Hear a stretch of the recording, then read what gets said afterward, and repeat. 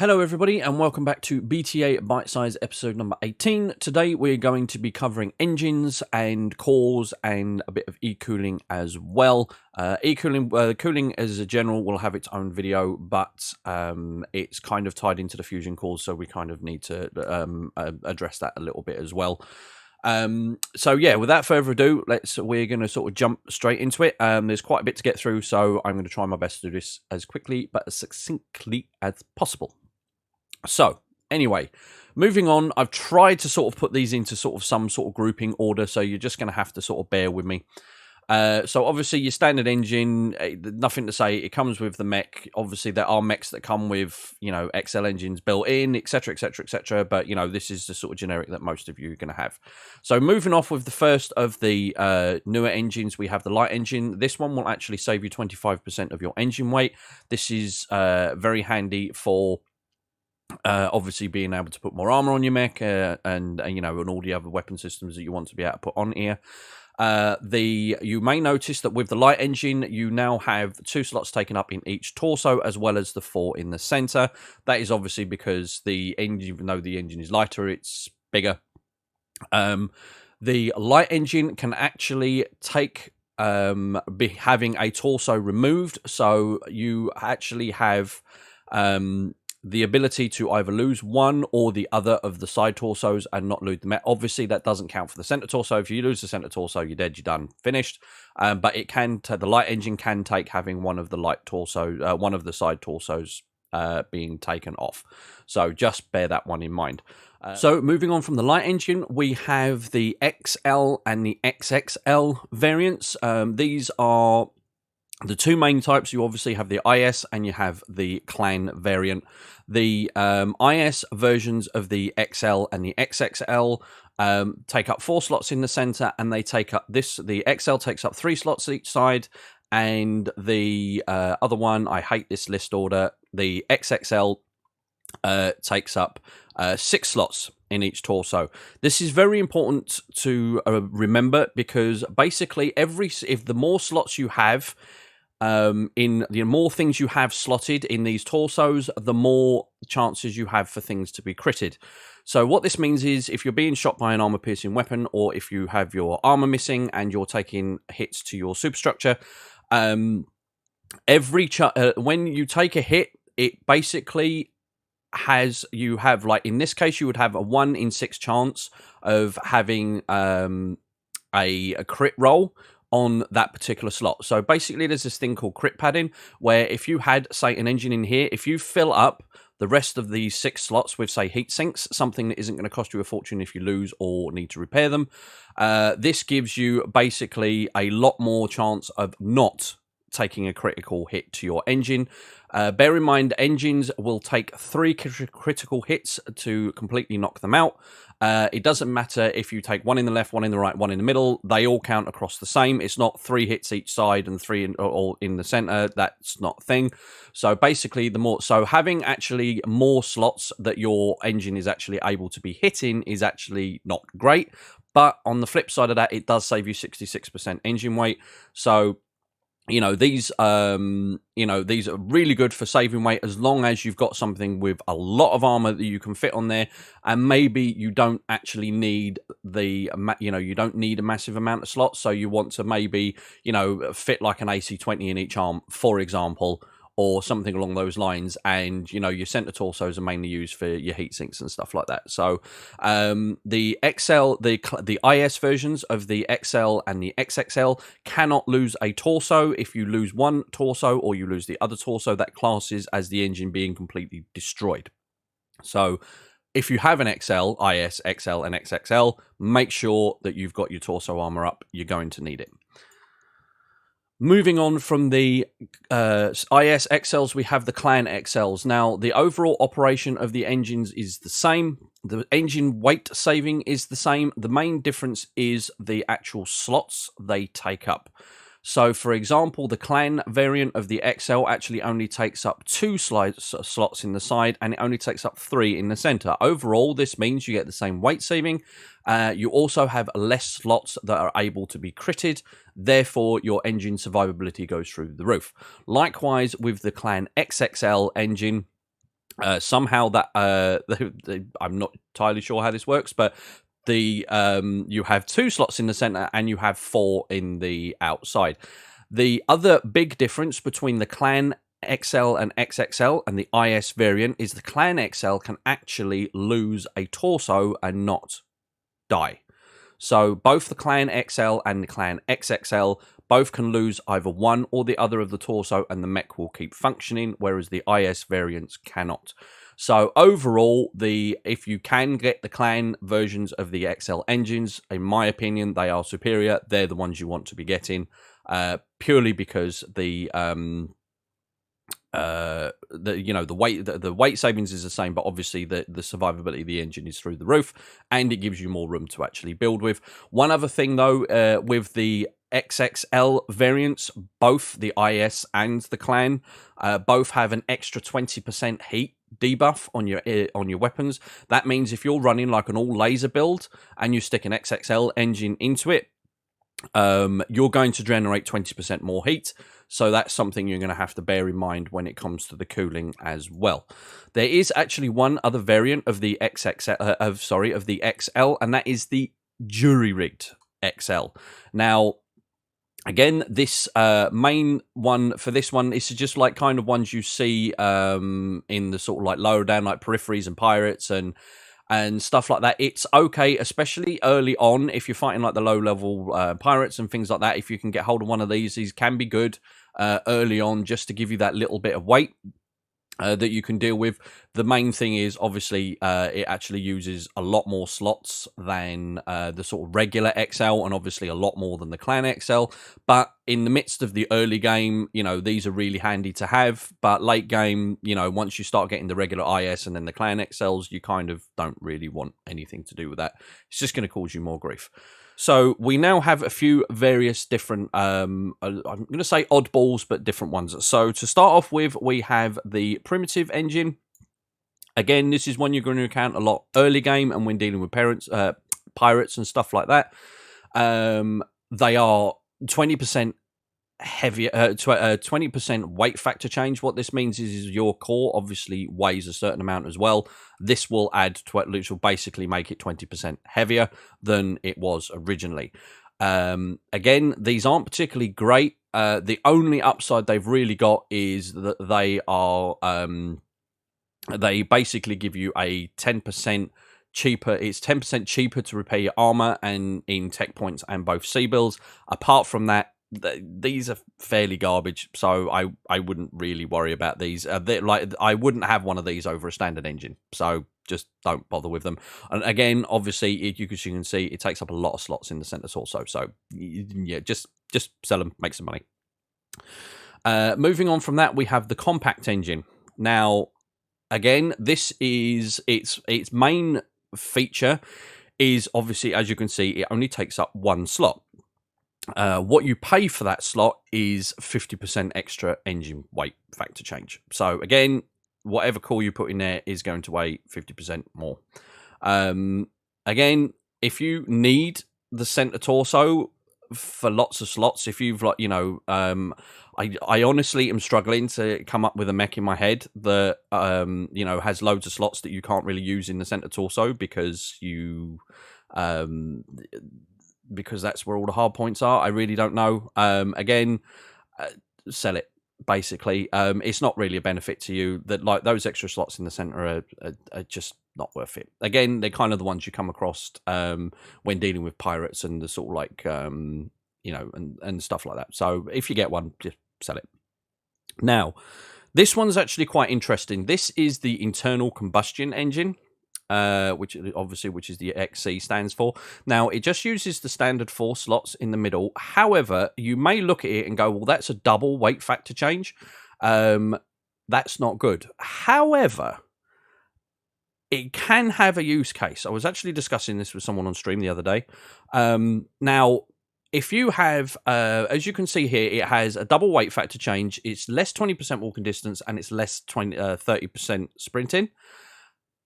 But it has a 40% less heat generated from weapons fire.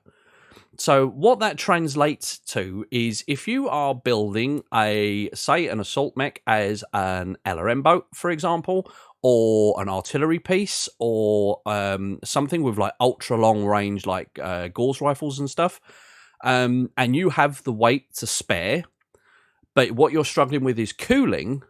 This is actually a viable option because the mech doesn't actually need to move that far because it's got such long range. So it is a viable option for that. If you're building what, kind of like a mobile turret, shall we say, so it can just basically plod along a little bit through the battlefield, that 40% generated heat, less 40% generated heat, is actually really big and could mean the difference between you having a viable build or not. So it may look at first glance, no, but you might want to keep a couple hanging around because you might come across a build where you think, I don't need this to move far, but it's generating a lot of heat and you can't fit enough heat sinks into it. This might be your boy. So bear that one in mind. Moving on from that, we have two more which are very, very specific. These are the LAM engine. Now, I've just thrown this in an Atlas, but this won't work because it needs to have the partial wing system installed. This particular engine is specifically designed to go in the LAMX, that I think it's Land Air Mechs. They're basically the ones that look like a plane with legs on. That's what they are. The ones that sort of tend to jump around a lot and are really annoying because they've got a crazy amount of evasion. Yeah, them things. So this one gives you 20% jump distance and an extra 1 evasion pip as well. Takes up less center torso slots, but it does give you 2 on the outside. As far as I'm aware, these can lose a torso and still keep running. I'm not 100% sure. I haven't come across them very much it's not something I've paid a great deal of attention to, but either way, you kind of don't want to anyway, because if you lose it, it makes a big difference to your mech. So I'm pretty sure it can take a loss, but I'm not 100% on that. So just keep it safe, just to be on the safe side. And last but not least, we have the fuel cell, which would be nice if you moved. Thank you. Takes up 3 center slots. These are very specific. Now, as far as from what I can gather, these are very mech specific again. So this means that there are only like a few mechs that actually have these. Things like, I think there's a Centurion and possibly a Roughneck or a Loader King or something like that might have them. Basically, these main advantages: 3 slots in the middle as opposed to 4, and they generate 20% less heat from weapons fire. So again, might be, it's options there for more along the lines of sort of more mobile turret type builds or stuff where you've got plenty of, you've got a massive great core in there that you've got the weight, but the heat is something you're struggling with. Again, this will be a little, more of a viable option for you. And so, moving on to engine cores. Obviously, these are the fuel source of your engines. They kind of need to be there. So, it's something you have to have. Obviously, bear in mind they have a weight, and bear in mind there are a few other things that you need to take into consideration. They all obviously need heat sinks to function. Your mech needs a minimum of 10 heat sinks in it, either, albeit just regular, standard or double heat sinks or whatever. It needs to have 10. So the 250 core is the first basically of the cores that actually mount 10 internally. What this means is all the cores that are actually smaller don't have enough physical size to mount the 10 heat sinks inside them. So, for example, if you have a mech with, say, a core 200 in it, you don't have 10 heat sinks. What this means is it will this one in particular, as you can see in the text there, 2 required external heat sinks. That means there's 8 on it internal, and it needs an extra 2 in order to actually make the mech viable. The one advantage with that is it actually makes those extra heat sinks have no weight. The weight is already attributed to the core. So if you look, we are currently at 42.5 tons. If I stick my 2 heat sinks in there, we're still at 42.5 tons. So the bonus is whatever extra heat sinks you have to fit in, obviously they don't weigh anything. What actually can happen is sorry, my computer's having a bit of a chug. The ones that you struggle with when you get down to the core 90s. Now, to be honest, a lot of, in my personal opinion, I don't keep any cores less than about 200. Mainly because in my eyes, it's not really worth it. You know, you could argue you could go down to sort of like maybe the 160, 150s, but less than that, you know, whatever you put in, like this particular one, like the core 90. Now you'll come across these a lot in the Urbies that have got like the AC20s and stuff like that in there. You need 7 extra heatsinks. That's 7 extra slots you've got to find on your mech to fit them in. So, I mean, it's up to you how you want to do it, but these are slow as hell as well. So they don't, obviously, won't allow you to move very far. So, I mean, as rule of thumb for me, I usually, if it's less than about 200, I tend to sell it. Obviously, that's entirely up to you. But yeah, so that's basically it. And obviously they all have a weight. So that weight factor change that we were talking about with the engines, where it's like times 1.6 or plus 20%, that refers to these. So as you can see, like for example, this 285 core here weighs 19.5 tons. If we'd had one of the other engines in there that gives like a 20% weight factor change, that would basically make the core like 20%. It's math. I don't do math, but it's basically 20% more than the 19.5. So okay, so that's pretty much about it with regards to cores. Obviously, you know, the standard stuff, how big a core you've got obviously determines how far your mech can run, how fast it runs, etc. and walks.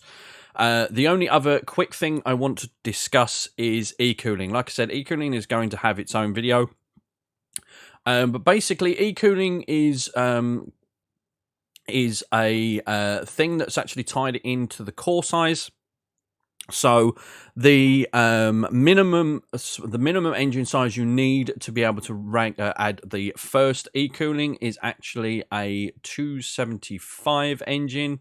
We'll get there in a second. Come on, anyone? Right, there we go. So basically, if you look here, you can actually see there, like you can use these 1 heatsink caps as a sort of rough guide. So essentially what this does is it gives you a kind of like a free heatsink. So as you can see, we've got a 2 so what this does is it allows it to mount an extra internal heatsink. What this means is, as you can see there, e-cooling, we have the internal 10 heatsinks, and you can see just to the right-hand side there, it says additional 0.1. That means that what we can do is, if I can find the thing for it. Wow, my computer is really running slow today. That e-cooling plus 1, we can actually put in there. Adds the extra weight for the heatsink, so it isn't free in weight, but it does mean that you've got basically an extra heatsink in there that you didn't have before. So, you know, it's if you haven't got the spare slots and you need like that 1 extra heatsink, you know, that's something that helps. And these are intrinsically tied into the size of the cores. So as you can see here, if we get down to these, you can see, let's say, the core 280s, 1 heatsink cap. So these, if you basically look at these numbers, and you can see that this the 305s will have the e-cooling plus 2. The from the 325, it will give you the e-cooling plus 3, and so on and so forth. So that just basically means it gives you what that enables you to, especially when you get to the higher tier builds and you're starting to use the bigger cores and you've got assault mechs, etc. You may have lots of weapon systems but don't have enough space to have the extra cooling that you need. You know, you can basically have a 425 core in there. And then you can stick in the e-cooling 7. So what that is just basically given you is 7 extra heat sinks that you don't have to find slots for in your mech. And obviously when you start getting the double heatsink kits as well, it basically essentially doubles it.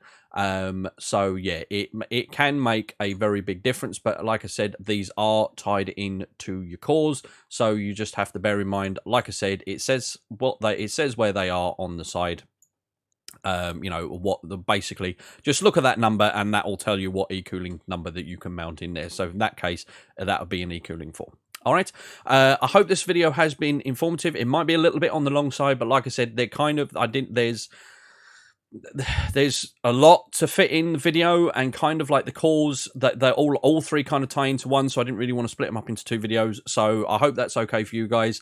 I hope this explained a few things and made a bit of sense. As always, if you have any questions or comments, obviously leave them down in the comments below. Don't forget to leave a like and subscribe if you do enjoy the content. I am going to be trying to get more out soon, and obviously my Discord and all down there as well. And my streaming schedule is still a little bit wonky at the moment, still not very well, but I do try and stick to my schedule, which is Monday, Wednesday, Friday, and Sunday. All the days I stream will be one of those. So just hop into my Discord, and I'll sort of keep you guys updated from there. But apart from that, that's me done for today, guys. Hope you stay safe, and I'll catch you next time. Bye-bye.